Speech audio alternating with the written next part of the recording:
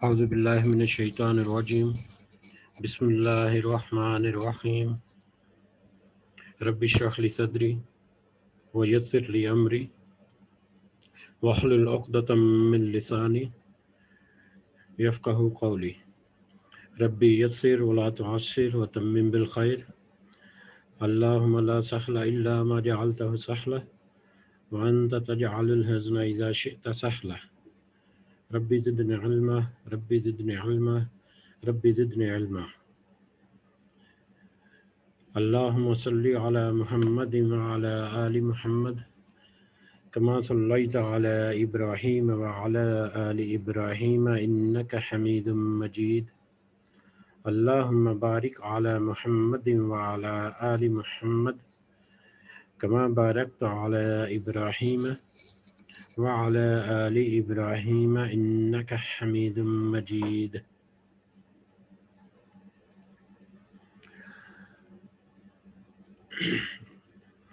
آج ہم انشاءاللہ اللہ تعالیٰ کے خاص فضل و کرم سے ریاض الصالحین کا جو پہلی جلد ہے والیوم 1 کا چیپٹر نمبر 5 وہ شروع کرنے جا رہے ہیں۔ اللہ تعالیٰ سے دعا ہے کہ اس سے پہلے ہم نے جتنی احادیث پڑھی، اس سے پہلے 4 چیپٹرز، اور اس کے علاوہ ہمارا جتنا بھی یہ سلسلہ چل رہا ہے قرآن کا اور حدیث اور سنت کا، اللہ تعالیٰ اسے قبول و منظور فرمائے، ہمارے لیے وہ نفع بخش فرمائے، اور ہمیں اس دنیا میں اور آخرت میں بھی اس سے فائدہ اٹھانے کی ہمت اور توفیق بھی عطا فرمائے۔ تو الحمدللہ آج ہم پھر اللہ تعالیٰ کی توفیق کے ساتھ اپنے دن کا آغاز اس کے بابرکت نام سے، اور پھر نبی کریم صلی اللہ علیہ وسلم کے جو فرامین ہیں ان کی احادیث، ان کے ذکر سے اپنے دن کا آغاز کر رہے ہیں۔ آج ہم جس چیپٹر کو شروع کرنے جا رہے ہیں اس کا نام ہے مراقبہ۔ مراقبہ یعنی اللہ کی طرف دھیان دینے کا بیان، اللہ کی طرف دھیان دینے کا بیان۔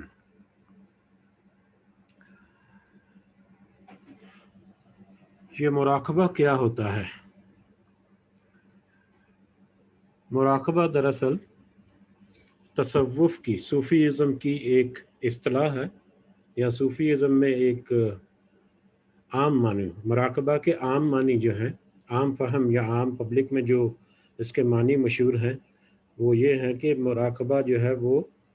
صوفیزم کی یا تصوف کی ایک اصطلاح ہے، یا اس کی ایک برانچ ہے، یا اس کی ایک ٹرم ہے، جس کا مطلب ہے کہ فیض کا انتظار کرنا ہے، فیض کا یعنی نفع کا یا مدد کا یا دعا کی قبولیت کا یا آپ کی جو خواہش ہے اس کے پورا ہو جانے کا انتظار کرنا، فیض کا انتظار کرنا۔ یہ اس کا عام معنی ہے جو عام طور پہ کیا جاتا ہے، لیکن لغوی طور پر دل کو حق کے ساتھ حاضر رکھنا اور دل کو اور دماغ کو، اپنے وسوسوں کو، اپنی سوچ کو، اپنے افکار کو اس قدر اپنی گرفت میں رکھنا اور ایک قابو میں رکھنا کہ اس سے جو غیر شرعی اور غیر اسلامی یا وہ چیزیں جو آپ کی طبیعت پہ باری ہیں، جو گناہ کی طرف مائل کرتی ہیں، جو شیطان کے حملے ہیں، ان سے محفوظ رکھ سکیں اپنے آپ کو، یعنی اپنے دل کو، دماغ کو اس قدر اپنے کنٹرول میں رکھنا، اس قدر اپنی گرفت میں رکھنا کہ جو گناہ کے معاملات ہیں یا ایسے معاملات جو شیطانی معاملات ہیں، ان کا حملہ اگر ہو تو اس کا مقابلہ کیا جا سکے اور اس سے اپنے آپ کو بچایا جا سکے۔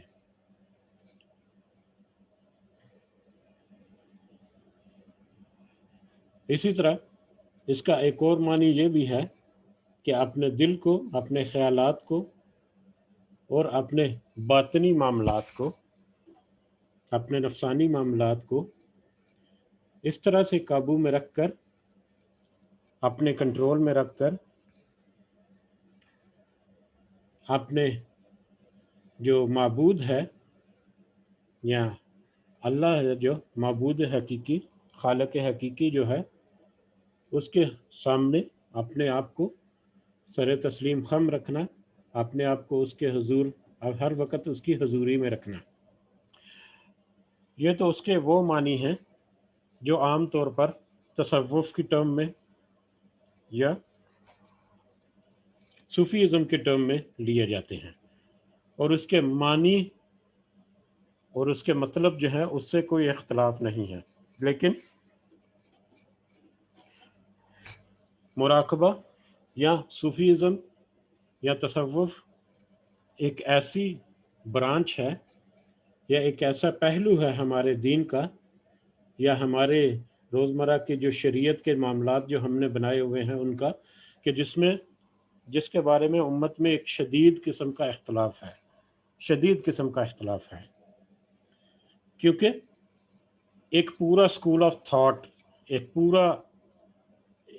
پورا بہت بڑی جماعت یا بہت بڑا گروہ، بہت کثیر تعداد میں ہماری مسلمان امت کا ایک گروہ جو ہے،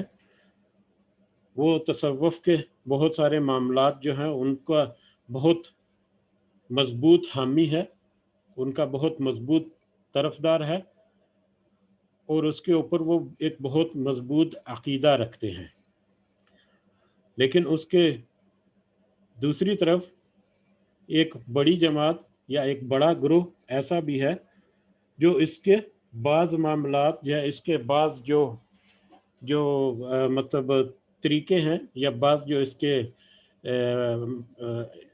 کے جو معاملات کیے جاتے ہیں ان سے وہ اختلاف رکھتے ہیں۔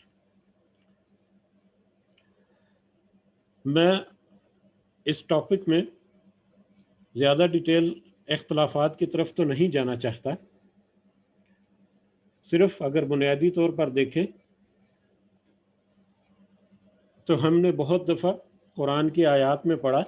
اللہ تعالیٰ نے کہا قرآن مجید میں کہ یہی قرآن کی ہی آیات ہیں کچھ، جن کی بنیاد پر کچھ لوگ جو ہیں وہ ہدایت کے رستے پر چلتے ہیں، ہدایت لیتے ہیں، جن کو اللہ تعالیٰ ہدایت عطا فرماتا ہے، اور انہی آیات سے کچھ لوگ گمراہی کی طرف بڑھ جاتے ہیں، یا اللہ تعالیٰ ان کو گمراہ کر دیتا ہے یا وہ گمراہی کا راستہ اختیار کر لیتے ہیں۔ اور صوفیزم اور اس سے ملتے جلتے بہت سارے معاملات ہمارے معاشرے میں ایسے رائج ہیں یا ایسے موجود ہیں جو اللہ تعالیٰ کے ان آیات کی بہت مضبوطی سے تائید کرتی ہیں یا بہت مضبوطی سے ہمارے سامنے ایک ٹھوس شواہد کے طور پر، ایک ٹھوس دلیل کے طور پر سامنے آتی ہیں کہ ہاں انہی کچھ آیات کو بنیاد بنا کر ایک مکتبہ فکر جو ہے اس نے اپنا ایک ٹرانسلیشن کی، اپنی ایک انڈرسٹینڈنگ، اپنا ایک فہم مرتب کیا، اور وہ اپنے ایک رستے کی طرف چلا اور بڑھا، اور انہی آیات کی روشنی میں ایک دوسرا گروہ اس سے مختلف رستے پر چلتا ہے۔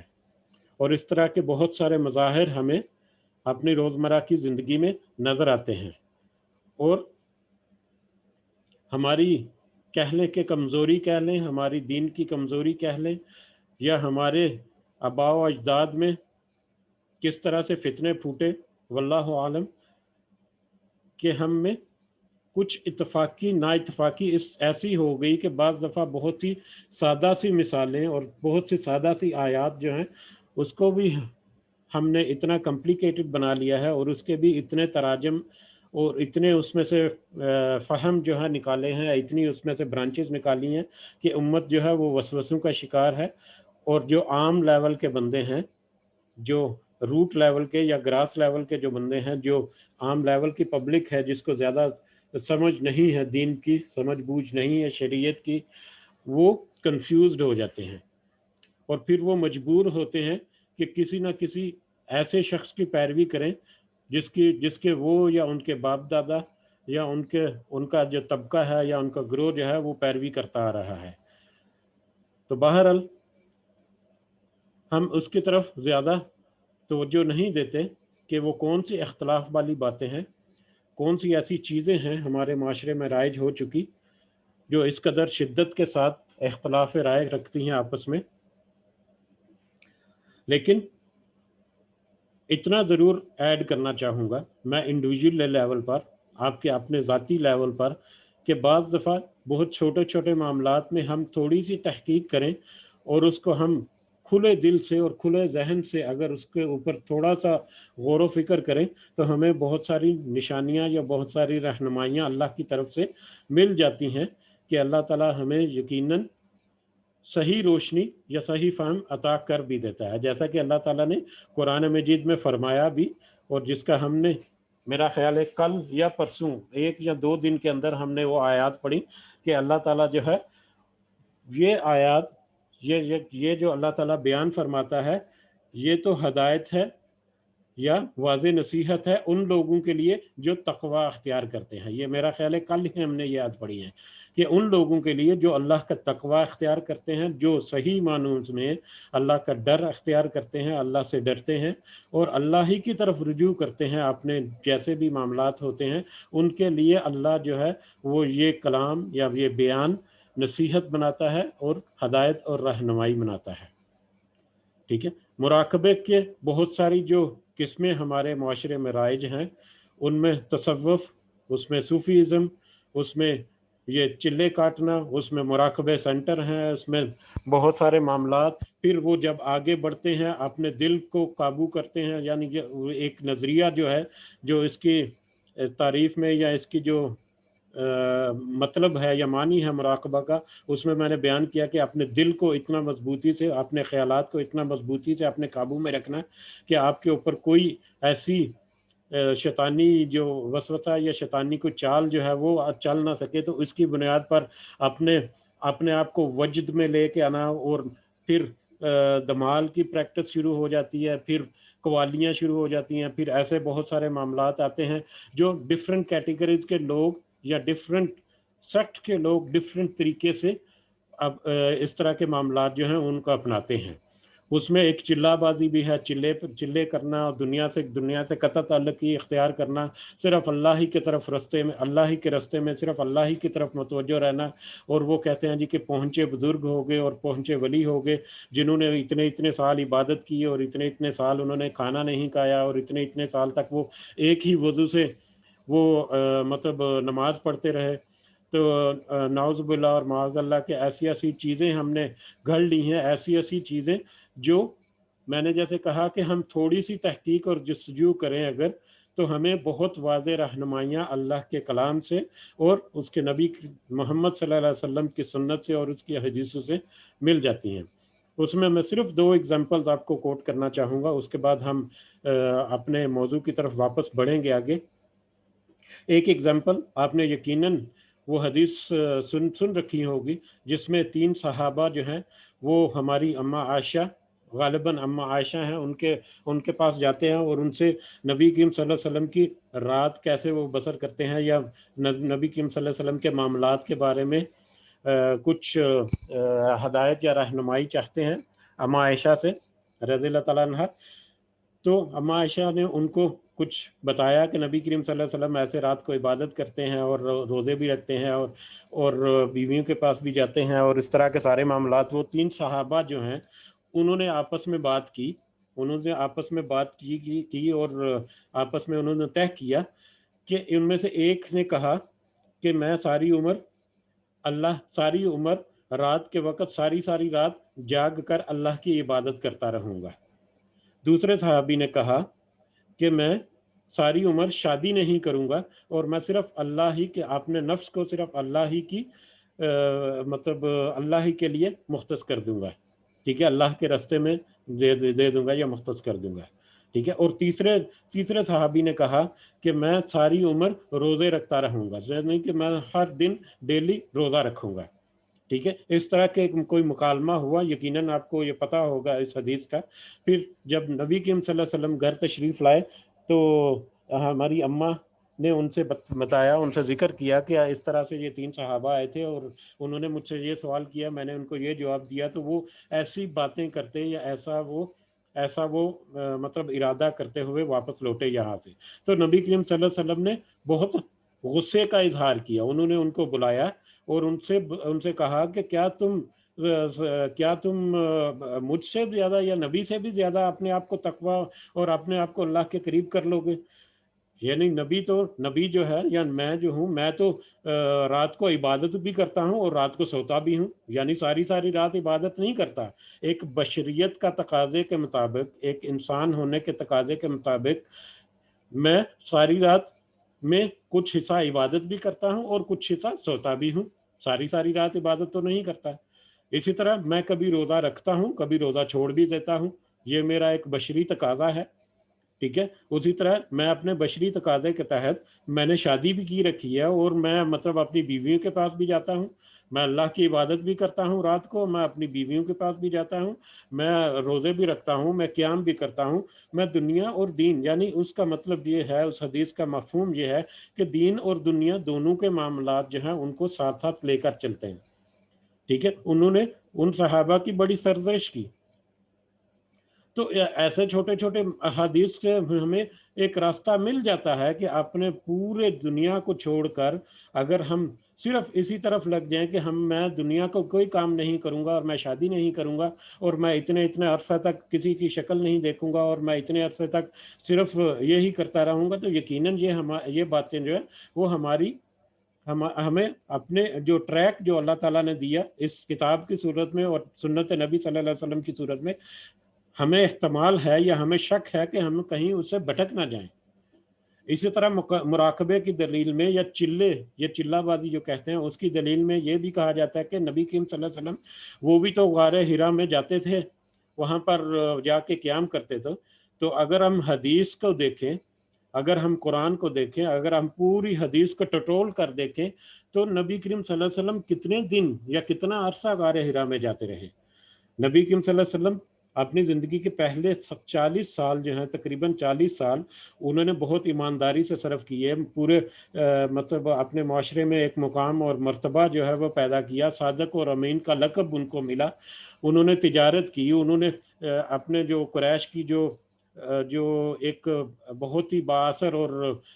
رئیس زادی جو ہیں، بہت ہی مالدار خاتون جو ہیں، حضرت خدیجہ رضی اللہ تعالی عنہا، ان سے انہوں نے شادی کی اور انہوں نے پورے دینی معاملات جو ہیں وہ اپنائے. ہاں البتہ وہ وہاں پر جو شرک کا نظام رائج تھا اور جو اس طرح کے معاملات تھے ان سے وہ دور تھے، اور اللہ تعالیٰ نے مطلب خاص ان کے اوپر رحمت کی ہوئی تھی. اور اسی رحمت کے تحت ایک خاص کیفیت ان کے اوپر طاری ہوئی، ان کا دل جو ہے، یعنی ان کا دل اللہ تعالیٰ کے کنٹرول میں تھا، اور اللہ تعالیٰ نے ان کے دل کو کنٹرول کر کے ایک خاص پیریڈ کے لیے اس طرف مائل کیا کہ آپ مطلب اس دنیا کے جو روزمرہ کے معاملات ہیں ان سے کچھ عرصہ کے لیے الگ تھلگ ہو کر مطلب ایک ذہنی خشوع جو ہے وہ پیدا کرنے کی کوشش کریں. وہ اللہ تعالیٰ کی ایک حکمت کے تحت وہ ایک عمل تھا. ٹھیک ہے. اور اس حکمت کے تحت جو عمل تھا جو نبی کریم صلی اللہ علیہ وسلم نے کیا، اس میں بھی بشریت کے تقاضے جو ہیں وہ پورے کیے گئے. اس میں بھی وہ اپنا کھانا اپنے ساتھ لے کر جاتے تھے. اگر ان کا کھانا جو ہے وہ ختم ہو جاتا تو حضرت خدیجہ رضی اللہ تعالیٰ عنہ جو ہیں ان کو پتا ہے کہ میرا مطلب نبی کریم صلی اللہ علیہ وسلم جو اتنے دن کا ان کے پاس کھانا ہے، تو وہ بعد میں کھانا ان کو دینے کے لیے آتی تھی. ٹھیک ہے. لیکن اس کے بعد جب وحی کا سلسلہ شروع ہوا اور جبریل امین آئے اور انہوں نے جب مطلب اللہ کے پیغام کو پہنچایا اور ان کے اوپر جب یہ حقیقت واضح ہوئی کہ وہ ان کو اللہ تعالیٰ کی طرف سے ایک نبوت جو ہے، نبوت کا فریضہ انجام دیا گیا ہے، اس کے بعد وہ واپس جب لوٹے تو اس کے بعد جب وہ انہوں نے پریکٹیکلی دین کی تبلیغ کا کام شروع کیا جیسے بھی کیا، تو اس کے بعد کتنی ہمیں ملتی ہیں کہ وہ دوبارہ غار حرا میں جاتے تھے اور اتنے دن جا کے وہاں پر قیام کرتے تھے اور اللہ ہی کے حضور وہ سجدہ درز رہتے تھے اور دنیا سے کٹ رہے تھے. ہمیں کوئی ایسی دلیل یا ایسی کوئی مزید نہیں ملتی. صرف چند دن کے لیے یا ایک خاص پیریڈ تھا جس میں اللہ تعالیٰ نے ان کی ایک رہنمائی کرنی تھی اور ایک خاص سچویشن یا ایک خاص جو انوائرمنٹ تھی جو چاہیے تھا. اللہ تعالیٰ اسے بہتر جانتا ہے اور خوب اچھی طرح سے جانتا ہے کہ اس کے پیچھے کیا کیا حکمتیں ہیں. لیکن اس کی بنیاد پر، اس نبی کریم صلی اللہ علیہ وسلم کے اس عمل کی بنیاد پر اگر کوئی یہ کہہ دے کہ وہ نبی کریم صلی اللہ علیہ وسلم بھی چلا کرتے تھے تو کتنے دن جا کے دنیا سے کٹ آف ہو کے چلا کر دینا وہ یقیناً غلط ہے. نبی کریم صلی اللہ علیہ وسلم نے کون سی ترغیب دی پھر اس معاملے میں کہ ٹھیک ہے تم دنیا سے کٹ جاؤ اور جا کے اللہ کی عبادت میں مشغول ہو جاؤ اور کھانا پینا بھی ترک کر دو، جو بشریت کے تقاضوں کے بالکل خلاف ہے، جو ممکن ہی نہیں ہے. اور کس طرح سے ہمارے کچھ جو علماء ہیں وہ کیسے واقعات جو وہ کوٹ کرتے ہیں. تو بہرحال اس طرف زیادہ توجہ نہیں دیتے، ہم اپنے ٹاپک کی طرف آتے ہیں. اپنا ٹاپک جو ہے اب میں دوسرا اگر پہلو بیان کروں یا دوسرا اگر نقطہ نظر جو میں بیان کروں، جو جہاں پر میں نے ہائی لائٹ بھی کیا ہوا ہے کہ مراقبے کے ساتھ انہوں نے بریکٹ میں لکھا ہے یعنی اللہ کی طرف دھیان دینے کا بیان. اللہ کی طرف دھیان دینا یعنی اپنے مائنڈ کو، اپنے دل کو، اپنے نفس کو اپنے قابو میں کر اللہ کی طرف متوجہ رکھنا، اللہ کی طرف دھیان رکھنا، اللہ کی طرف اپنی توجہ مرکوز رکھنا. یہ انہوں نے بریکٹ میں جو دیا ہوا اس کا مطلب یہ ہے. اب یہ دوسرا پوائنٹ آف ویو ہے، ٹھیک ہے. اب دوسرا پوائنٹ آف ویو اگر ہم اگلی احادیث کچھ پڑھیں گے تو ہمیں پتہ چلے گا کہ اس میں وہ تصوف کا جو ہے وہ یا صوفی ازم کی کوئی ایسی بات نہیں آئی جو ہمیں ان احادیث سے ملے. یہ احادیث جو ہے ہمیں یہ گائیڈ کرتی ہیں یا یہ رہنمائی کرتی ہیں کہ جس طرح کے بھی حالات ہو جائیں، جس طرح کے بھی معاملات ہو جائیں، چاہے تنگی کا معاملہ ہو یا چاہے خوشحالی کا معاملہ ہو، چاہے وہ دین کا معاملہ ہو معذرت، چاہے وہ دنیا کے معاملے ہوں، ہر حال میں اپنے نفس کو، اپنے دل کو، اپنے مائنڈ کو، اپنے باطن کو اس طرح سے اپنے قابو میں رکھنا کہ وہ ہر طرف اللہ ہی کی طرف رجوع رکھے. ہر طرف اس کو یہ یقین ہو کہ میں جو کر رہا ہوں، میں جو سوچ رہا ہوں، جو میں کہہ رہا ہوں، جو میں نیتیں کر رہا ہوں، جو میں ارادے کر رہا ہوں، اللہ تعالیٰ وہ سب کچھ جانتا ہے، اللہ تعالیٰ وہ سب کچھ دیکھ رہا ہے، ٹھیک ہے. اور میرے کسی بھی قسم کے عمل میں، میری کسی قسم کی سوچ میں، میری کسی بھی قسم کے ایسے باطنی معاملے میں، کوئی نفسانی خواہشات میں میرا کوئی ایسا عمل میرے آڑے نہ آ جائے جو مجھے اللہ کی اور اس کے رسول کی نافرمانی کرنے پر مجبور کرے. اور اگر کوئی ایسا عنصر میرے پیش آئے تو میں اسے کیسے اپنے آپ کو قابو کر کے اس سے میں چھٹکارا پاؤں اور پھر میں ہمیشہ صرف اور صرف اللہ ہی کی طرف توجہ رکھوں، اللہ ہی کی طرف متوجہ رہوں، اللہ ہی کی طرف دھیان رکھوں. تو یہ پیغام ہے جو ہمیں آئندہ آنے والی احادیث سے ملے گا، جو کہ وہ مراقبے کا جو کنسپٹ جو عام فہم میں ہمارے معاشرے میں ہے اس سے بالکل مختلف ہے، اس سے بالکل جدا ہے. تو مجھے امید ہے کہ اگر کسی کی دل آزاری نہیں ہوئی اس مجلس کے جو حاضرین ہیں تو اللہ تعالیٰ ہمیں معاف فرمائے کہ ہم مطلب مجھے معاف فرمائے خاص کر کہ اگر میرے منہ سے کچھ ایسے الفاظ نکل گئے جو کسی فتنے کا باعث بنے یا کوئی ایسی چیز میرے منہ سے بیان ہو گئی جو کہ حق پر نہیں تھی، تو اللہ تعالیٰ مجھے اگر پتہ چلے تو میں یقیناً اس سے رجوع کروں گا اور اللہ تعالیٰ سے معافی کا بھی طلبگار ہوں. اللہ تعالیٰ ہماری بہت واضح الفاظ میں اور بہت واضح انداز میں ہاں حالانکہ اللہ تعالیٰ نے بہت واضح احادیث اور بہت واضح آیات کے ذریعے ہمیں سب کچھ بہت مطلب اچھے طریقے سے مطلب ہمارے سامنے بھی رکھ دیا. اس کے باوجود ہماری بشریت کے تقاضے میں ہمارا ناقص علم، ہماری جو ناقص عقل ہے یا ہماری جو سوچ ہے یا ہماری جو کمزوریاں ہیں ان کو سامنے رکھتے ہوئے یقیناً ہمیں بہت زیادہ رہنمائی کی ضرورت ہے، اللہ تعالیٰ کی بہت زیادہ مدد کی ضرورت ہے. اور اللہ تعالیٰ ہمیں ہمارے ان معاملوں میں ضرور ہماری مدد فرمائے اور اس دنیا میں بھی اور آخرت میں ہمارے لیے کامیابیاں اور کامرانیاں عطا فرمائے انشاءاللہ. آمین. تو اس موضوع کے مطابق ہم جب آگے بڑھیں گے تو ہم دیکھیں گے کہ چھوٹے چھوٹے مطلب معاملات جو ذکر کیے ان میں ان کو اگر سمری کریں، سمرائز کریں، تو اس کا مطلب یہی نکلتا ہے کہ آپ کی جو انٹینشن ہے، آپ کی جو سوچ ہے، آپ کا جو مطلب سوچنے کا انداز ہے، آپ کے دل کا قابو، آپ کے ذہن کی جو مطلب جتنی بھی پیداوار ہے، وہ سب کا سب اللہ ہی کی طرف مرکوز رکھنا ہے۔ تو اس کے تعارف میں یہاں پر جو شروع میں کچھ آیات دی گئی ہیں ان کو اگر دیکھا جائے تو یہ پہلی آیت ہے سورہ شعراء سے کہ اللہ تعالیٰ نے فرمایا وہ جو تجھے دیکھتا ہے جب تو کھڑا ہوتا ہے اور رکوع اور سجدے کے لیے پھرتا ہے، یعنی اللہ تعالیٰ ہی ہے، وہ ہمیشہ تمہیں دیکھ رہا ہے کہ جب تو قیام کے لیے کھڑا ہوتا ہے، یعنی قیام کے لیے کھڑے ہوتے ہو، رکوع کرتے ہو اور سجدے کرتے ہو، یعنی جو بھی عبادات تم کرتے ہو، یا یہاں پر خاص کر نماز کے ارکان کا ذکر ہے، تو اللہ تعالیٰ تمہیں خوب اچھی طرح سے دیکھ رہا ہے، ٹھیک ہے؟ یعنی مجھے اپنے ذہن میں رکھنا ہے ہمیشہ کہ جب بھی میں عبادت کر رہا ہوں تو مجھے اللہ تعالیٰ دیکھ رہا ہے۔ آگے وہ آ جائے گی شاید حدیث، آگے وہ کہ اگر مطلب ہاں آگے حدیث میں آئے گا کہ اگر میں یہ یقین نہ کر سکوں کہ اللہ مجھے مطلب میں اللہ کو دیکھ رہا ہوں، آپ اپنے یقین رکھیں کہ میں اللہ کے حضور کھڑا ہوں اور میں اللہ کو دیکھ رہا ہوں، اگر آپ یہ اطمینان نہ کر سکیں یا اس لیول پر نہ پہنچ سکیں کہ آپ اللہ کو دیکھ رہے ہیں یا میں اللہ کو دیکھ رہا ہوں، تو کم از کم یہ یقین ضرور رکھنا ہے کہ اللہ مجھے دیکھ رہا ہے۔ یہ تو کم از کم اتنا پاسبل ہے کہ بغیر کسی شک و شبہ کے پاسبل ہے، یہ بغیر کسی شک کے یہ حقیقت ہے کہ اللہ مجھے دیکھ رہا ہے۔ تو اللہ تعالیٰ تو تجھے دیکھ رہا ہے جب تو کھڑا ہوتا ہے، رکوع اور سجدے کرتا ہے۔ اسی طرح اگلی جو آیت ہے سورہ حدید سے ہے کہ اللہ تعالیٰ فرماتا ہے اور فرمایا وہ تمہارے ساتھ ہے اپنے علم کے لحاظ سے جہاں بھی تم ہو، یعنی اللہ تمہارے ساتھ ہے اپنے علم کے لحاظ سے۔ اللہ تعالیٰ کا علم جو ہے وہ ہر وقت تمہارے ساتھ ہے،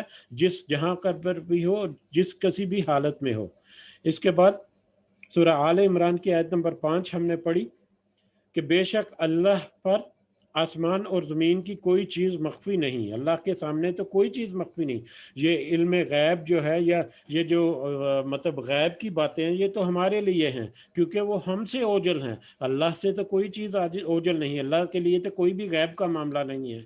ٹھیک ہے؟ اسی لیے آگے فرمایا سورہ غافر میں کہ بے شک تیرا رب البتہ گھات میں ہے، اور فرمایا وہ خیانت کرنے والی آنکھوں کو اور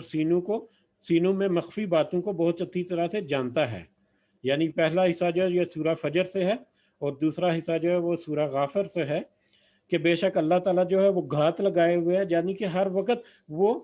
مطلب دیکھ رہا ہے کہ انسان جو ہے وہ کیا کر رہا ہے، ہر بندہ، ہر نفس، ہر چیز، ہر جو مخلوق ہے اللہ کی، وہ اللہ کی جو حکمت، اللہ کی جو علم ہے اس کے ہاتھے میں ہے، اور اللہ تعالیٰ اس پہ نظر رکھے ہوئے ہے، گھات لگائے ہوئے ہے کہ وہ کیا کچھ کر رہا ہے۔ اور اسی طرح خیانت کرنے والی آنکھوں کو، سینوں میں مخفی باتوں کو بھی اللہ تعالیٰ بہت اچھی طرح سے جانتا ہے۔ اگر کوئی خیانت کا معاملہ کر رہا ہے یا جو دلوں میں، سینوں میں کوئی چیزیں، باتیں چھپا رہا ہے، تو اللہ تعالیٰ تو ان کو بھی بہت اچھی طرح سے جانتا ہے۔ اب ہم اگر یہ یقین رکھیں کہ ہم قرآن کو، اللہ کی کتاب کو سچ مانتے ہیں اور بغیر کسی شک کے مانتے ہیں، جیسا کہ سورہ بقرہ کی آیت نمبر 2 ہے کہ یہ کتاب جو ہے یہ مطلب اس میں کوئی شک نہیں، یہ ہدایت ہے متقیوں کے لیے ہے کہ اگر ہمیں یہ یقین ہے کہ اس کتاب میں کسی قسم کا کوئی شک نہیں، تو پھر تو ہمیں اس پر یقین کرنا ہے کہ اللہ تعالیٰ ہمیں ہر وقت، ہر حال میں، چاہے وہ ہم ظاہری طور پر ہوں یا چاہے مخفی طور پر ہوں، ہمارا ہر عمل، ہماری ہر نیت، ہمارا ہر ارادہ، ہمارا ہر کیفیت جو ہے وہ اللہ تعالیٰ کے علم میں ہے۔ اور اگر اللہ تعالیٰ کے علم میں ہے تو ہمیں اپنے آپ کو، اپنے نفس کو، اپنے دل کو، اپنے مائنڈ کو اپنے قابو میں رکھنا ہے تاکہ وہ ہر وقت اسی کے سامنے سجدہ ریز رہیں یا اسی کے سامنے سر تسلیم خم رہیں۔ تو میرا حال کافی زیادہ تعارف ہو گیا اس میں، مطلب کچھ اہم باتیں بھی تھی جو گزر گئیں۔ اللہ تعالیٰ سے دعا ہے کہ اللہ تعالیٰ ان باتوں کا صحیح فہم ہمارے سینوں میں اتارے اس کی ایک حدیث آج ہم پڑھتے ہیں انشاءاللہ. یہ حدیث نمبر 60 ہے، حدیث نمبر 60 جو کہ سنن ابی داؤد اور سنن ترمذی سے یہ روایت ہے کہ حضرت عمر بن خطاب رضی اللہ تعالیٰ عنہ ان سے روایت ہے کہ ایک روز ہم رسول صلی اللہ علیہ وسلم کے پاس بیٹھے ہوئے تھے کہ اس دوران اچانک ایک آدمی ہمارے پاس آدم کا شدید سفید کپڑوں میں ملبوس یعنی بہت ہی سفید صاف پاک کپڑے بالکل اور سخت سیاہ بالوں والا، ٹھیک ہے، اس پر سفر کا نشان نظر آتا تھا اور نہ ہم میں سے کوئی اسے پہچانتا تھا، یعنی کہ کوئی ایسا بھی نہیں لگتا تھا کہ وہ کسی سفر سے آیا ہے، اور نہ ہی مطلب جو صحابہ وہاں پر بیٹھے تھے نہ ہی ان میں سے کوئی ان کو جانتا تھا وہ شخص کو، ٹھیک ہے. یہاں تک کہ وہ رسول اللہ صلی اللہ علیہ وسلم کی طرف بیٹھ گیا، اس نے اپنے گھٹنے آپ کے گھٹنوں کے ساتھ ملا دیے اور اپنی دونوں ہتھیلیوں کو اپنی رانوں پر رکھ لیا، ٹھیک ہے، یعنی جیسے نماز میں بیٹھتے ہیں اس طرح سے، تشہد میں بیٹھتے ہیں اس طرح سے وہ نبی کریم صلی اللہ علیہ وسلم کے سامنے گھٹنے ان سے ملا کر بیٹھ گیا، ٹھیک ہے، یعنی بہت مؤدب انداز میں بیٹھ گیا اور کہا اے محمد صلی اللہ علیہ وسلم مجھے اسلام کی بابت بتلاؤ. رسول اللہ صلی اللہ علیہ وسلم نے فرمایا اسلام یہ ہے کہ تم اس بات کی گواہی دو کہ اللہ کے سوا کوئی معبود نہیں اور محمد صلی اللہ علیہ وسلم اللہ کے رسول ہیں، نماز قائم کرو، زکوٰۃ ادا کرو، رمضان کے روزے رکھو، اور اگر تمہیں راستے کی طاقت ہو یعنی سفر حج کی طاقت ہو تو بیت اللہ کا حج کرو. اس نے کہا آپ نے سچ کہا، یعنی پہلے اس نے پوچھا کہ آپ مجھے اسلام کی بابت بتائیے، تو اسلام کے جو بنیادی ارکان ہے وہ نبی کریم صلی اللہ علیہ وسلم نے بتا دیے، یعنی کہ توحید اور رسالت اور نماز اور زکوٰۃ اور روزے اور اللہ کے راستے میں مطلب حج کرنا ہے، ٹھیک ہے. اس کے بعد اس شخص نے یا اس بندے نے نبی کریم صلی اللہ علیہ وسلم کی بات کی تائید کی کہ ہاں آپ نے سچ فرمایا. اس کے بعد ہم نے اس کی بات پر تعجب کیا کہ یہ آپ سے سوال بھی کرتا ہے اور آپ کی تصدیق بھی کرتا ہے. اس نے پھر کہا مجھے ایمان کی بابت بتلائیے. آپ نے فرمایا ایمان یہ ہے کہ تم اللہ پر اور اس کے فرشتوں پر، اس کی نازل کردہ کتابوں پر، اس کے رسولوں پر، یوم آخر پر اور اچھی اور بری تقدیر پر ایمان رکھو. اس نے پھر کہا آپ نے سچ کہا. اس نے تیسرا سوال کیا مجھے احسان کی بابت بتلائیے. آپ نے فرمایا احسان یہ ہے کہ تم اللہ تعالیٰ کی ایسے عبادت کرو گویا کہ تم اسے دیکھ رہے ہو، پس اگر تم اسے نہیں دیکھتے تو وہ تمہیں دیکھ رہا ہے. یہ جیسا کہ ذکر کیا کہ اسی حدیث میں آ گیا کہ مطلب احسان یہ ہے کہ تم یہ یقین رکھو کہ اللہ تعالیٰ کی جب عبادت کرو تو اللہ تعالیٰ تمہیں دیکھ رہا ہے. اگر تم اللہ تعالیٰ کے اس کو دیکھ رہے ہو، اگر تم اسے نہیں بھی دیکھ رہے تو کم از کم اتنا تو یہ یقین رکھو کہ اللہ تعالیٰ تمہیں دیکھ رہا ہے، وہ تمہیں دیکھ رہا ہے. اس نے کہا، اس شخص نے کہا مجھے قیامت کی بابت خبر دیجیے کہ قیامت کب آئے گی. قیامت کے بارے میں اس نے پوچھا تو آپ نے فرمایا اس کی بابت جس سے سوال کیا گیا ہے یعنی نبی کریم صلی اللہ علیہ وسلم وہ اپنی طرف کر رہے ہیں کہ وہ سائل سے زیادہ علم رکھنے والا نہیں، یعنی جو سوال پوچھ رہا ہے اس سے زیادہ علم ان کے پاس نہیں. یعنی کہ جو آدمی ان کے پاس بیٹھا تھا انہوں نے فرمایا کہ میرے پاس وہ سائل سے زیادہ علم رکھنے والا نہیں، یعنی وہ انہوں نے اپنے بارے میں بتایا کہ وہ جو سوال پوچھ رہا ہے اس سے زیادہ علم اس کے پاس نہیں ہے، یعنی مجھے تم سے زیادہ علم نہیں.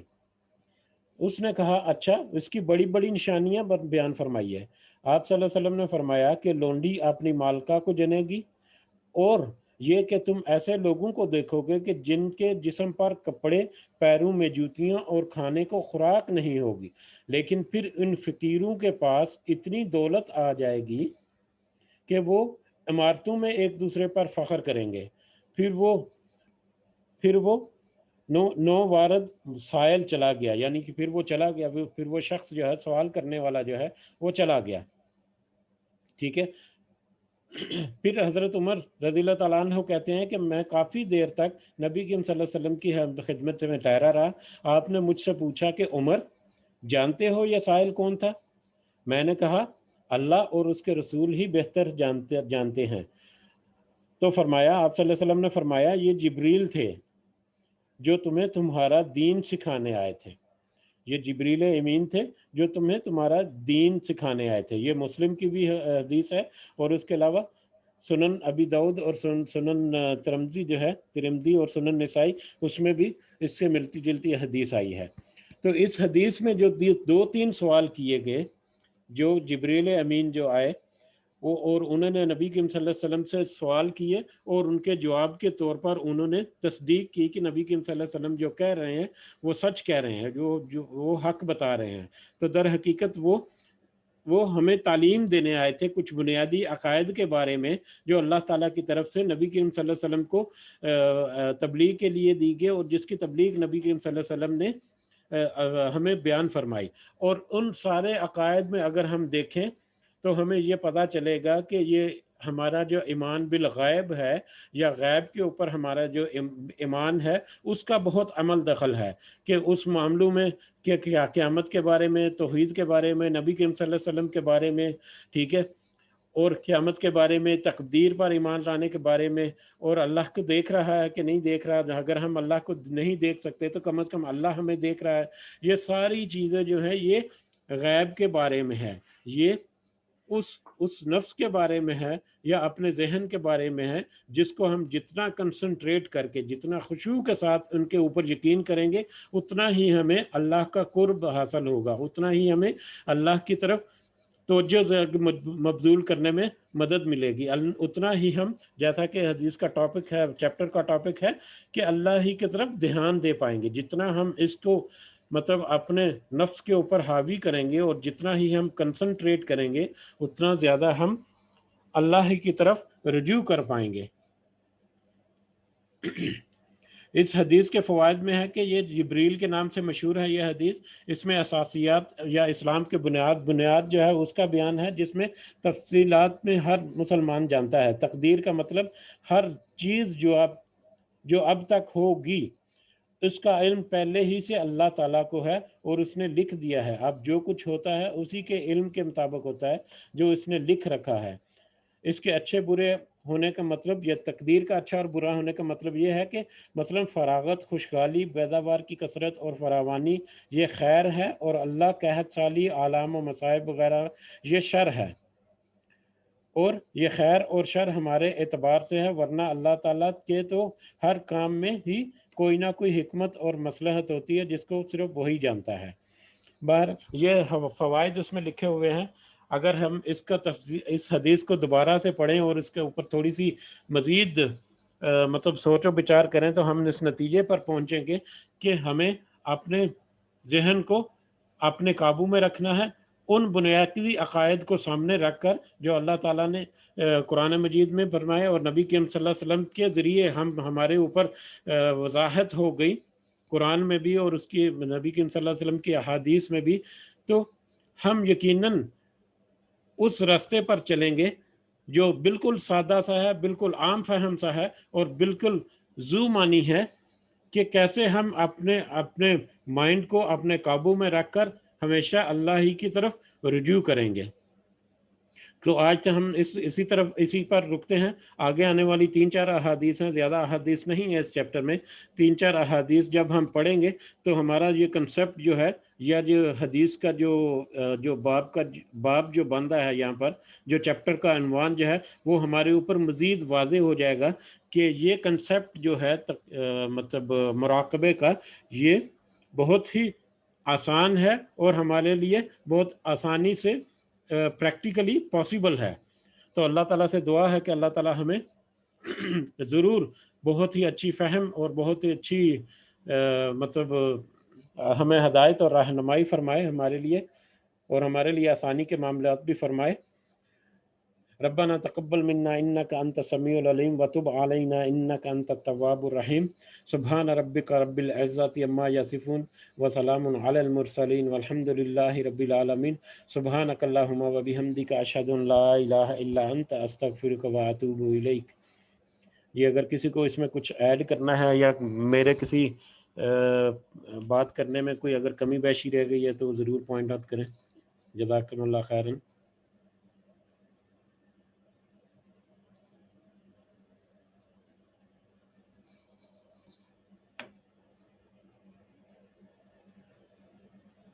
جزاک اللہ خیر۔ جی اس دعا کے ساتھ کہ اللہ تعالی ہمیں ہماری اگر کوئی کمی بیشی ہے تو اس کو ضرور معاف فرمائے، اور اللہ تعالی ہمیں دین و دنیا کی کامیابیاں اور کامرانیاں عطا فرمائے۔ اور ضرور یہ دعا کرتے ہیں ہم ڈیلی کہ اللہ تعالی ہمارے آج کل کا ماحول جو ہے یہ وبا والا ہے، اللہ تعالی اس کو ہم سے ٹال دے اور ہمارے لیے آسانی والے میٹر فرمائے۔ وما علینا الا البلاغ۔ السلام علیکم ورحمۃ اللہ وبرکاتہ۔